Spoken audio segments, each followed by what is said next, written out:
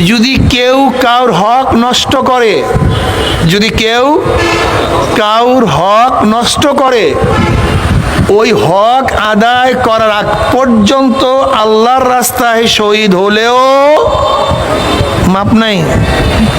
পয়সা মারিয়া খায়েন না। কত দরবেশ, দরবেশ লেগে মানুষে টাকা পায়, মুসল্লি মানুষে টাকা পায়, দেয় না। তোমার দরবেশিতে কোনো লাভ নাই, তোমার দরবেশি বেহুদা, কোনো ফায়দা নাই দরবেশিতে, কোনো লাভ নাই। ওই ব্যক্তি মাফ করার আগ পর্যন্ত তোমার গুনাহ মাফ হবে না। লেনদেন খুব সতর্কতার সাথে করা চাই।